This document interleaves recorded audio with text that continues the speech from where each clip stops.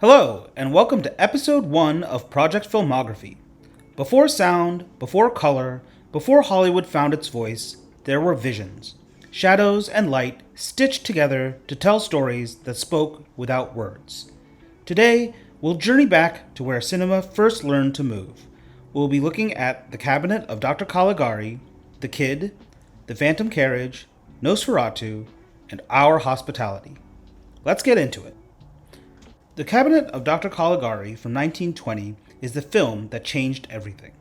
Set in a warped, dreamlike world of jagged buildings and painted shadows, it tells the story of Dr. Caligari, a hypnotist who controls a sleepwalker named Caesar to commit murders. Every frame feels like a nightmare, sketched in ink, an outward reflection of post-war German anxiety and social unrest. The film's twisted sets and distorted perspective weren't just style. They visualize the instability of the human mind.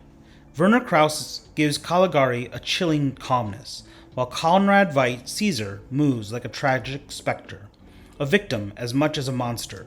Together, they create one of cinema's first psychological duos. Its influence can still be felt in everything from Tim Burton's gothic fantasies to David Lynch's surrealism. Caligari proved that film could bend reality to express emotion and fear, that the architecture of a story could be just as powerful as the story itself.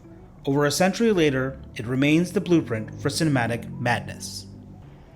The Kid, from 1921, was Charlie Chaplin's first feature-length film, and it redefined what silent cinema could do. The story follows the tramp, who finds and raises an abandoned child in the middle of urban poverty. What begins as comedy quickly becomes something deeper, a portrait of survival, love, and the families we create when the world leaves us behind. Chaplin blends humor and heartbreak with incredible precision.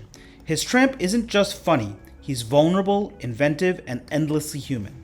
And Jackie Coogan, just a child, gives one of the most natural performances of the silent era, matching Chaplin's emotion beat for beat. Their connection feels genuine, which is why the film still resonates a century later. Behind the laughs, The Kid is Chaplin's reflection on his own childhood struggles. Poverty, abandonment, resilience. It's a story that finds grace in hardship and hope in humor. More than comedy, The Kid became a blueprint for emotionally driven filmmaking, proving that laughter and empathy can share the same frame. The Phantom Carriage from 1921 is a haunting Swedish silent film directed by Victor Sjöström. Part ghost story, part moral reckoning. It begins with a legend. The last person to die each year must drive Death's carriage, collecting souls until the next New Year's Eve. When a drunkard named Dave Holm becomes that driver, he's forced to relive his past mistakes and confront the pain he's caused. Sjöström's direction was decades ahead of its time. He used double exposures to make ghosts walk through walls and mist, creating visuals that feel ethereal even today. But beyond the technique, it's the emotion that lingers, a man realizing too late how much love and redemption he's thrown away. The film's influence runs deep. Ingmar Bergman called it one of his defining inspirations and later cast Sjöström in Wild Strawberries as a tribute. The Phantom Carriage isn't just a ghost story, it's a meditation on guilt, forgiveness, and the human fear of dying without meaning. It's where early cinema discovered the soul behind the shadows. Nosferatu, from 1922, is the film that gave horror its first true face. Directed by F. W. Murnau, it reimagines Dracula through the figure of Count Orlok, a skeletal, rat-like creature who brings plague and death wherever he goes.